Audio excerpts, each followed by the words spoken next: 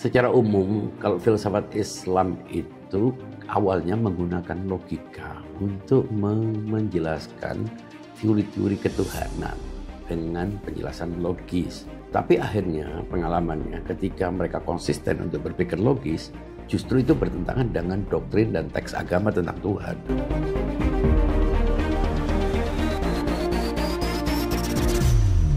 Assalamualaikum, Bang Labib. Waalaikumsalam warahmatullahi. Apa kabar? Baik. Kita lanjut ngobrol tentang logika ya hari ini ya? Ya, boleh.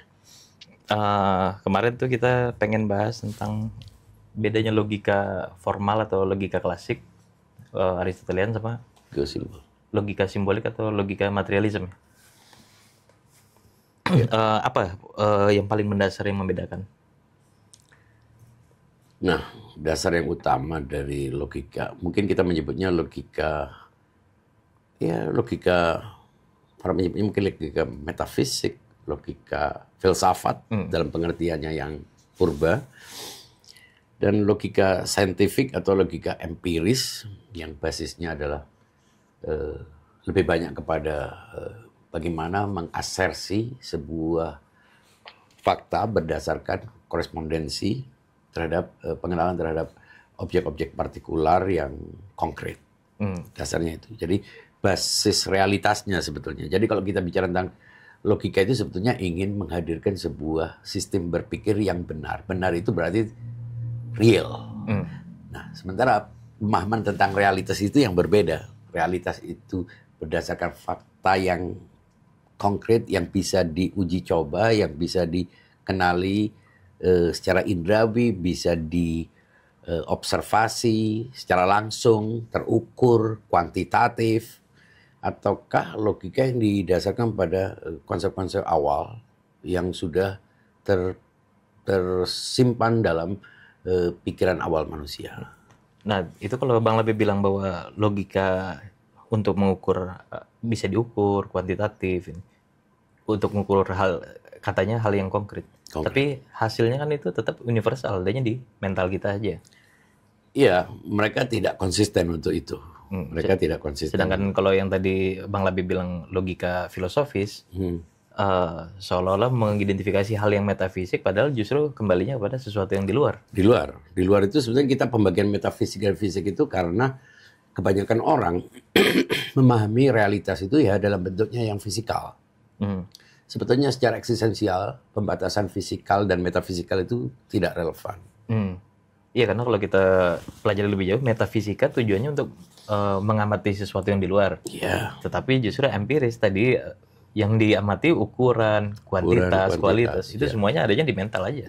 Semuanya tidak akan pernah lepas dari mental. Mengapa? Kalau tidak masuk ke mental, kita pun tidak bisa mengekspresikannya. Tidak bisa menyusunnya dalam pikiran-pikiran. Kan tetap saja semua yang disebut dengan fisikal itu metafisikal. Iya. Jadi justru yang logika materialisme itu lebih abstrak, justru yang logika filsafat ini lebih konkret. Lebih konkret mestinya. Iya. Tapi kan sudah mereka yang punya hak untuk menentukan mana yang konkret, mana yang abstrak, mana yang fisikal, mana yang metafisikal. Kita berada dalam kekuasaan diksi dan terma-terma itu. Nah, mereka ukurnya itu dari fisik atau dari materi sih? Kalau dalam filsafat kan sebetulnya materi atau fisik itu, filsafat klasik, materi dan fisik itu berbeda. Tapi kalau materialisme kelihatannya menolak adanya pembagian itu. Kalau kita kembali kepada materi sebagai sebuah potensi dasar sebelum memiliki forma disebut dengan materia prima atau al-maddatul ula. Kalau mereka menolak nggak ada materi yang tanpa forma. Nggak ada. Sekaligus dong. Ya. Jadi mereka disebut dengan, kalau kita kan membaginya substansi itu dalam 5 tingkatan. Pertama adalah capacity atau potensi awal yang sebetulnya itu sudah exist tapi tidak terbentuk. Ketika dia mendapatkan forma baru dia berbentuk. Nah, ketika dibentuk inilah yang bisa diobservasi, yang bisa dipelajari, dan itulah awal. Tapi ada yang sebelum itu yang kelompok materialisme menolak itu. Menolak hayal. Ya itu sudah dianggap sesuatu yang hayal potensi maksudnya. Iya, hayal itu potensi. Makanya kalau filsafat Islam menerima urutan itu, Dan karena tidak mungkin sesuatu tiba-tiba menerima bentuknya kalau dia sendiri tidak ada. Bagaimana sesuatu menerima kemasan sementara yang dikemas itu tidak ada. Nah, untuk bisa mendapatkan kebenaran bahwa bentuk pernah tidak ada saat masih posisinya materi, itu apa alat ukurnya? Gimana? Sebutan materi di sini bukan materi mengikuti hukum materi fisika. Ya kan kalau tadi Sebutannya materialisme, materi dengan bentuk itu kan sekaligus. Sedangkan kalau kita bawa materi dulu, baru dia mencari bentuk. Iya. Nah, materi di sini bukan materi fisikal seperti yang ada dalam empirisisme. Materi itu bahan baku orang menyebutnya. Makanya kalau kamu sudah ngasih materi pelajaran, itu makanya bukan materi benda loh. Ide itu disebut materi. Karena apa? Karena dia belum teraktualisasikan dalam bentuk sebuah gagasan. Makanya disebut dengan materi pelajaran. Padahal pelajaran bukan material. Emangnya ada ukuran-ukuran kuantitatif dari ilmu? Kan tidak ada. Nah, boleh jadi kata materi itu mengacu kepada makna materi dalam terminologi metafisika. Makanya kita gunakan materi. Beda dengan ada nggak kecenderungan salah pahamnya kayak idenya Platon itu bahwa sesuatu itu justru dimulai dari bentuk dulu sebelum materi. Ide itu kan bentuk. Ya, ide itu bentuk ketika kita memahami eksistensi itu sebagai landscape yang sangat luas. Kemudian ketika dia ingin mengalami ingin hadir, hadir ini di situ dia memerlukan forma. Tapi sebetulnya secara eksistensial segala sesuatu itu tidak memerlukan forma-forma secara eksistensial. Kayak kemarin kita bahas pembahasan tentang bagaimana kita hadirnya ide universal itu kan karena melucuti sifat partikularnya. Betul. Nah, sedangkan kalau di idenya Platon kan awalnya forma sempurna dulu, tapi kita mengidentifikasi dulu dalam bentuk yang tidak sempurna. Itu hanya konfirmasi terhadap apa yang sudah ada dalam yang sudah sempurna. Kita. Tapi itu kan sangat polemis. Itu artinya orang bisa mempertanyakan itu karena orang tidak merasakannya. Maksud aku ini gini, orang-orang materialis ini mengidentifikasi di luar, terus mendapatkan gagasan umumnya. Iya betul. Gagasan umumnya inilah yang benar. Iya betul. Itu yang kuiditas. Mahiyah itu dari situ. Iya. Nah, lebih mirip Platon daripada Aristoteles. Betul, betul. Karena dari mana dia bisa mendapatkan gagasan teori-teori umum kalau dia tidak, kalau bahan bakunya dari situ, dia kemudian menyusun pikiran-pikiran umum yang sebetulnya itu dihasilkan dari sebuah pengamatan yang bersifat partikular terhadap objek-objek konkret. Itu yang membuat mereka akhirnya bagaimana mereka membangun sebuah konsep besar dari sebuah pengalaman yang bersifat konkret. Jadi masalah. Nah, kalau di filsafat Islam sendiri yang membedakan dengan filsafat Barat era skolastik, ada nggak format logika yang berbeda? Secara umum, kalau filsafat Islam itu awalnya menggunakan logika untuk menjelaskan teori-teori ketuhanan dengan penjelasan logis. Tapi akhirnya pengalamannya ketika mereka konsisten untuk berpikir logis, justru itu bertentangan dengan doktrin dan teks agama tentang Tuhan. Akhirnya mereka mencoba untuk memformulasi logika yang selaras dengan doktrin ketuhanan. Nah, aku tanya nih sama Bang Labib, yang aku tahu tahapan sejarahnya itu di filsuf Muslim, terus terakhir mulai dipukul oleh Imam Ghazali karena dianggap nggak relevan lagi, filsafat inkoheren. Itu termasuk logika, termasuk logika juga. Ibnu Rus hadir justru bukan dengan warna peripatetik khas Farabi sama Ibnu Sina, tapi justru cenderung warna Aristotelianya lebih kental, dan ini yang menginspirasi mazhab skolastik abad pertengahan. Misalkan kayak Thomas Aquinas. Justru terpengaruh oleh Ibnu Rus. Ibnu Rus, makanya dari situlah melahirkan ide tentang materialisme. Lebih boleh mungkin. Jadi. Boleh jadi memang begitu. Sehingga sebetulnya Ibnu Rus bukan sedang menyelamatkan filsafat Islam gitu. Karena kan dia tulisnya bukan inkoherensinya Imam Ghazali, tapi termasuk inkoherensinya orang yang inkoheren paling awal. Ibnu Sina, menurut Ibnu Rus inkoheren juga. Inkoheren, bukan hanya Ibnu Rus mungkin berpandangan begitu, tapi sejak awal Ibnu Sina sendiri tahu bahwa logika yang dibangun itu akan menimbulkan problem dalam, pasti. Tapi dia hanya sampai di situ. Makanya dia katakan ada beberapa keyakinan-keyakinan yang tidak bisa diatur berdasarkan sistem logika yang dia bangun sendiri. Dia misalnya bicara tentang Isra Mi'raj, bicara tentang kebangkitan, itu semuanya dia tidak konsisten dengan logika yang dia bangun berdasarkan cara pandang filsafat Aristotelian. Maka dari itu dia tidak konsisten, apalagi definisi sendiri bermasalah. Itu ada paradoks siklus dalam definisi yang dipersoalkan oleh Surawardi.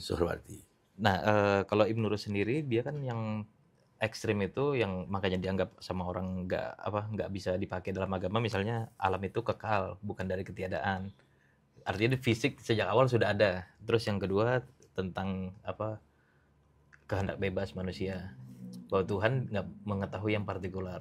Nah yang terakhir Ibnu Rus dengan konsisten tidak meyakini adanya kebangkitan fisik, hanya jiwa murni. Itu juga Ibnu Sina, komparpetetik konsisten untuk di situ. Karena kalau menerima itu menggugurkan apa yang dia bangun. Oh, semua paripatetik juga sama dengan konsep Ibnu itu. Sina juga begitu. Tapi dia mempercayainya secara non filosofis, secara intuitif dia menyebutnya. Mungkin saja, ya. Tapi kalau Imam Ghazali menganggap ini bertentangan dengan teks-teks keagamaan. Ghazali itu mengutamakan doktrin agama selain juga karena kuasa politik pada saat itu. Oh iya. Jadi ada kecenderungan untuk menstabilkan masyarakat. Kalau diskursus ini dikonsumsi oleh masyarakat, yang terjadi adalah pembangkangan, chaos, dan lain sebagainya. Jadi dia berpikirnya bagaimana menciptakan stabilitas. Nah, aku pernah baca tulisannya Imam Ghazali, dia katakan begini, sebenarnya bukan orang belajar filsafat itu sesat, tetapi saat dia belajar filsafat, dia hampir tersesat. Dia takutnya orang yang awam, setengah-setengah gitu, boleh jadi. Bisa hampir sesat kayak dia gitu. Iya, setengah-setengah.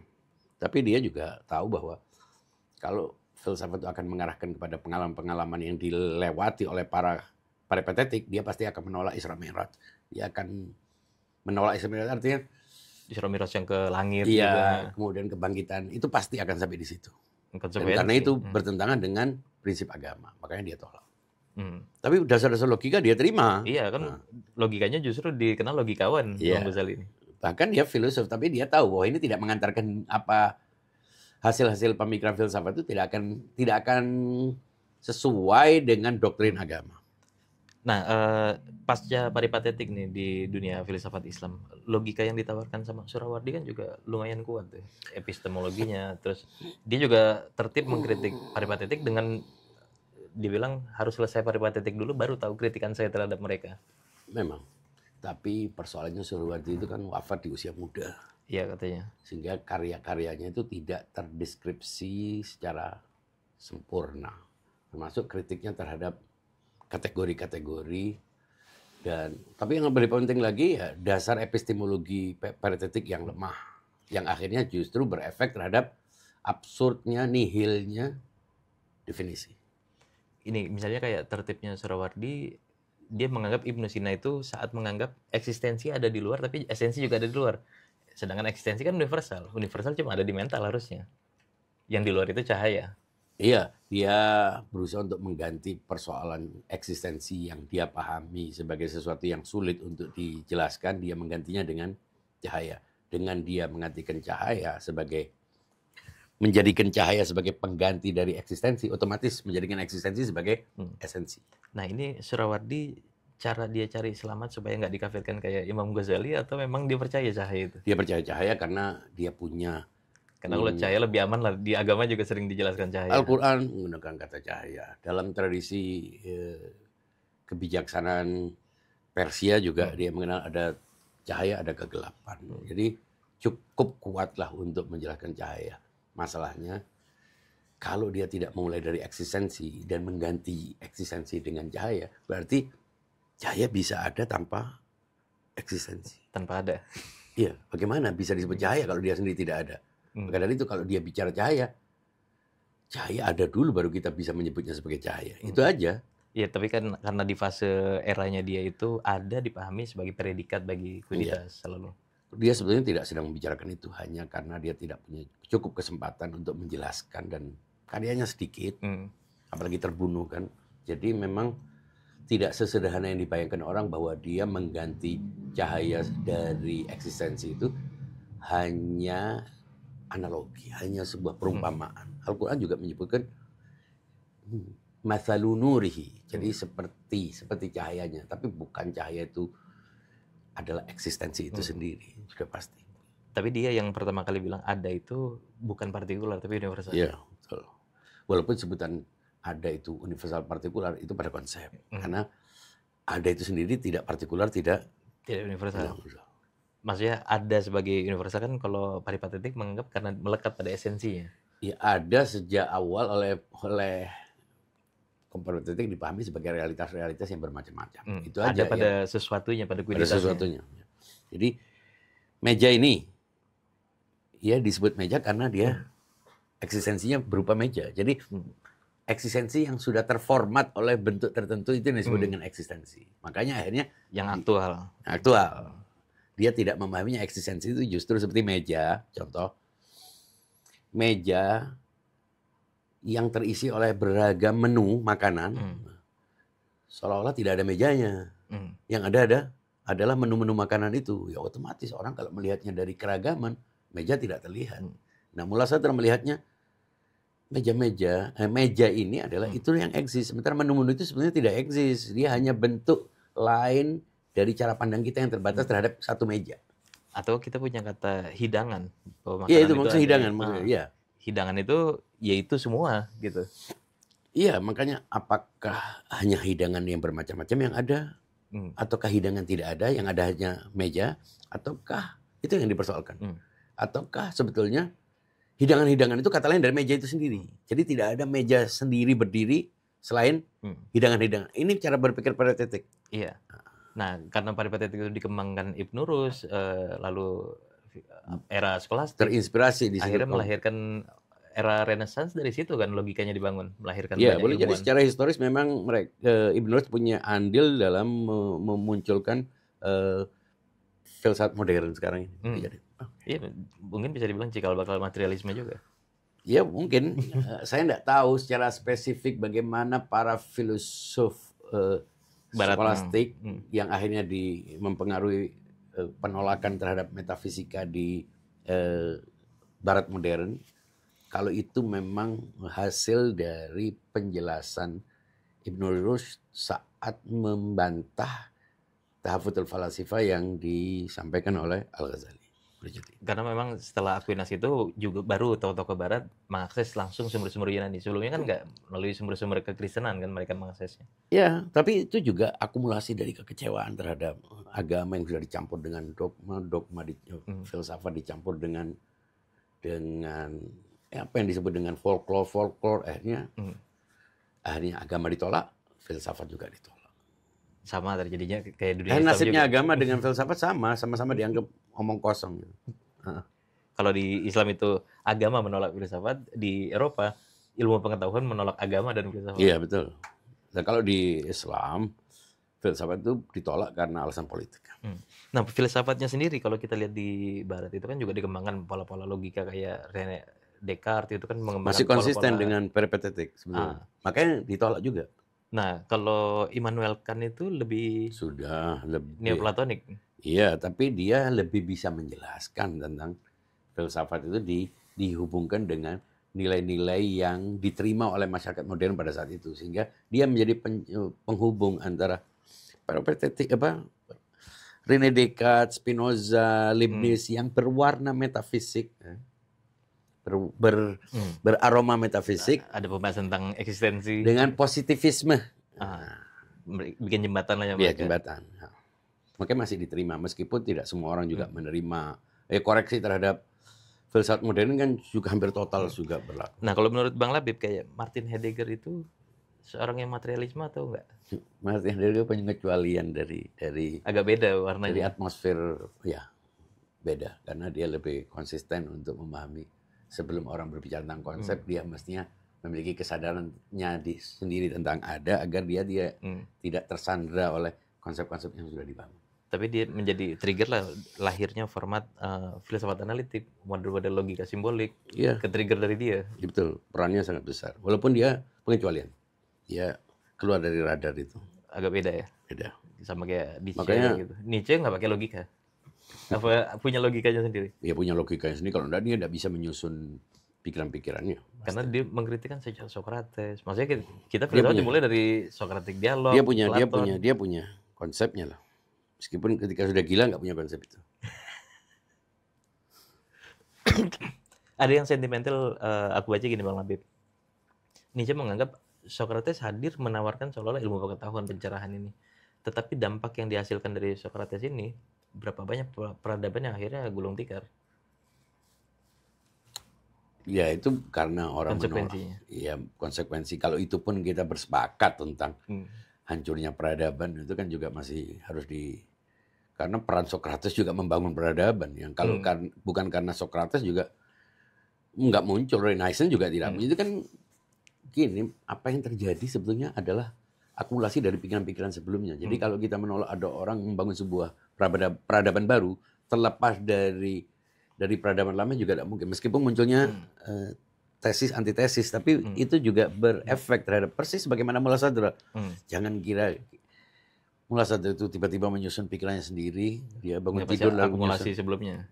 Ya, tanpa pemikiran-pemikiran sebelumnya dia tidak akan. Makanya apresiasi Mullasadra terhadap pemikiran-pemikiran sebelumnya, bahkan yang dikritik oleh Mullasadra pun dia menggunakan. Nah kalau Nietzsche itu dia melihat bahwa misalnya Mullasadra ada, tapi pikiran-pikiran Paripatetik tetap harus dijaga, dirawat. Iluminasinya Surawardi juga tetap harus ada beriringan gitu. Ya, dia menggradasi. Misalnya kayak hari ini tentang filsafat didominasi materialisme atau filsafat Barat gitu, tokoh-tokoh ilmuwan juga dari Barat. Jadi harusnya simbang juga. Ada loh ilmu-ilmu sebelumnya juga yang menjadi cikal bakal lahir ilmu-ilmu ini. Juga harus berdiri barengan.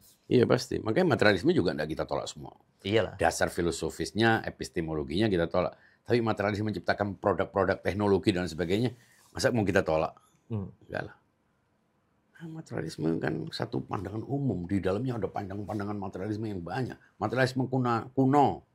Materialisme sejarah. Materialisme dialektik. Materialisme mekanik. Nah, ya kita jangan lupa ada materialisme. Oh iya, ini ada yang kelewat tadi Bang Labib.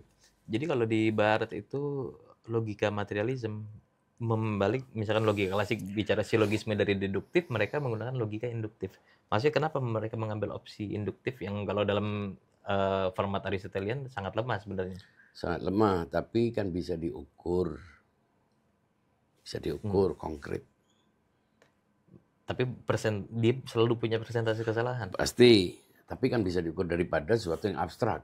Tidak bisa dijelaskan dengan nyata. Nggak bisa dilihat. Nggak bisa dilihat kan orang. Kita otomatis materialis pada detik awal hidup kita. Suka atau tidak suka. Karena segala sesuatu kita ukur dengan apa yang terindrakan. Baru kemudian ukurannya juga begitu. Dalam epistemologi yang pertama kita melihat objek-objek partikular yang terindrakan, al-mahsusat istilahnya. Kemudian dia bertransformasi menjadi objek-objek yang terimajinasikan sebagai batasan interval antara yang konkret dan yang abstrak. Ini ada intervalnya menjadi khayali. Ketika kita mengulang lagi apa yang sudah kita lihat berdasarkan pengalaman sensual kita, dia menjadi objek-objek terimajinasikan, kemudian baru masuk ke dalam objek yang ternalarkan. Itu yang sudah terabstrak. Nah, pembahasan yang kemarin ini kita bilang bahwa manusia punya ide tentang bios. Nah, ini baru baca semalam, ini Bang Labib. Kalau di Islam itu, Quran bilang katanya kita dilahirkan dalam keadaan tidak tahu, diberi penglihatan dan pendengaran. Baru kemudian kita mendapatkan pengetahuan. Ya, artinya tidak, tapi ada satu kata kunci dibilang qalb. Ini alat pengetahuan atau apa maksudnya? Kita kalau masuk dalam penafsiran teks agama ini. Maksudnya diartiin bahasa Indonesia itu gimana? Apakah dia jenis alat epistem atau bukan? Bahan baku untuk pengetahuan huduri. Itu bios itu justru. Ya, pastilah. Yaitu alat untuk membangun kesadaran. Tapi pengetahuan tidak bisa. Pengetahuan tetap melalui tahapan awal. Ya, harus ada konsep. Kalau dia tidak ada konsepnya, dia tidak disebut pengetahuan. Tapi tidak semua pengenalan kita kepada kebenaran, kepada realitas itu didasarkan pada konsep, pada akal atau logika. Ada sesuatu yang mendahului logika, yang justru kalau logika tidak didahului oleh selain logika, logika memerlukan logika mendahului logika dan sirkular. Terus akhirnya tidak mundur. Sebagaimana pengetahuan harus berdasar pada selain pengetahuan. Kalau enggak, pengetahuan memperlukan pengetahuan, pengetahuan memperlukan makanya. Dasar dari semua pengetahuan itu tidak aksiomatik. Ya. Itu kalau Immanuel kan membagi ada yang a priori, ada baru dia bersintesis antara yang a posterior sama yang a priori. Iya, sama. Cara penjelasannya sih sama. Kita sebelum a priori. Kalau kolab itu sebelum a priori dan nah itu yang digugat sama Hegel itu. Yang sebelum a priori apa? Ya, memang ada yang sebelum a priori. Nggak bisa tiba-tiba muncul a priori dan a posteriori. Apa? Nah, itu mungkin penjelasan tentang kolbu atau intuisi atau pengalaman atau knowledge by present, kesadaran lah supaya beda dengan pengetahuan. Sebab kalau kita menggunakan kata pengetahuan itu knowledge itu bahan bakunya adalah konsep, korespondensi, ya kita terjebak lagi dalam penjelasan. Meskipun menurut Mulasar adalah semua pengetahuan itu knowledge by present. Pada dasarnya.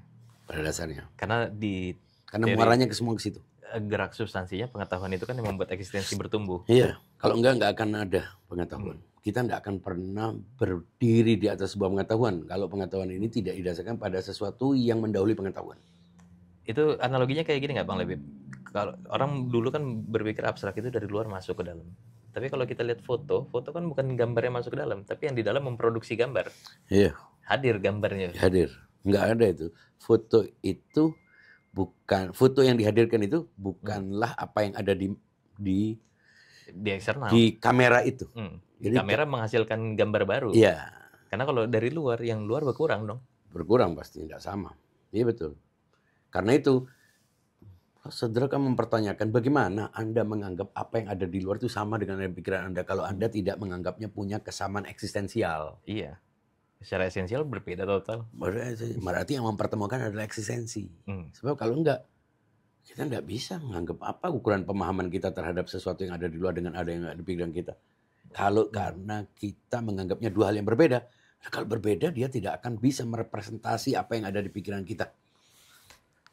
Artinya mempertemukan adalah eksistensi. Itu maksudnya dia ingin mengatakan. Aku biasanya kalau jelasin ke teman-teman ini, misalnya kita bandingkan Gunung Everest sama Gunung Krakatau. Kita kan punya Everest lebih tinggi.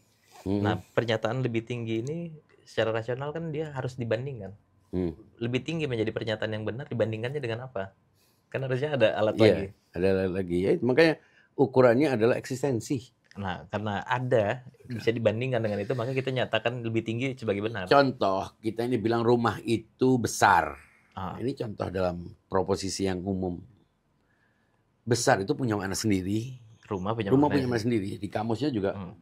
Kenapa dia bisa lekat dalam bentuk afirmatif itu? Itu dipertemukan oleh adalah. Dalam bahasa aja kita bicara rumah itu adalah indah. Itu artinya kita tanpa sadar sudah tahu bahwa pengikat segala sesuatu yang berbeda-beda itu adalah existence. Nah, di bahasa Indonesia untuk bentuk afirmasi kadang adalah nggak perlu diucap, nggak perlu disebut. Itu karena kesalahan bahasa. Dia hanya format negasi baru ditulis bukanlah atau tidaklah. Enggak, tapi itu karena kita enggak disiplin berbahasa.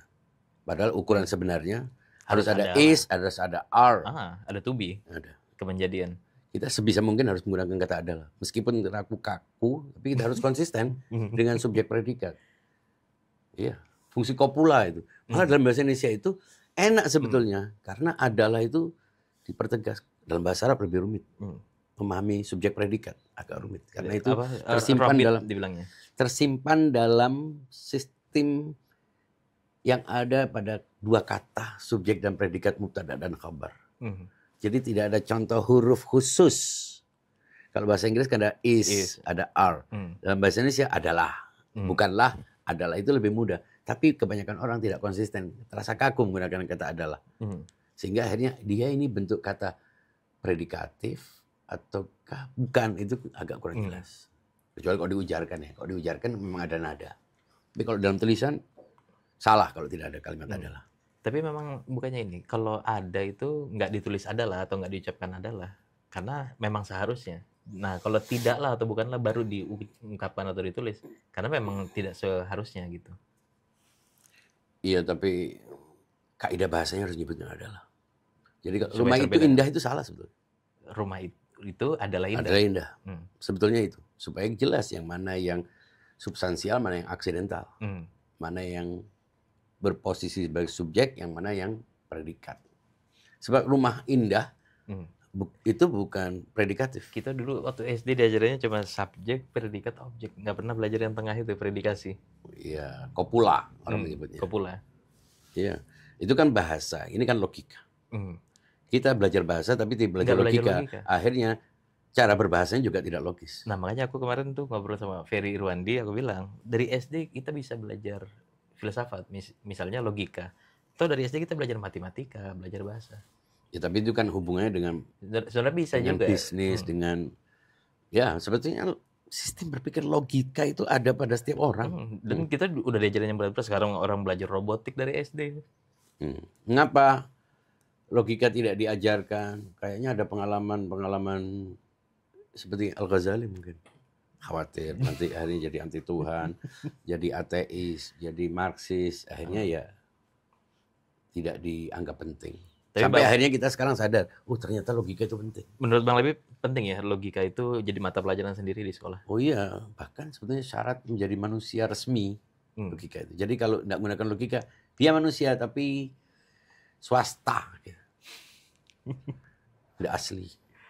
Oke Bang Lebih, ngobrol-ngobrol kita hari ini cukup segitu. Besok kita ngebahas mungkin lebih dalam tentang metafisika dan realitas kali ya? Boleh. Oke, terima kasih teman-teman. Assalamualaikum warahmatullahi wabarakatuh. Waalaikumsalam.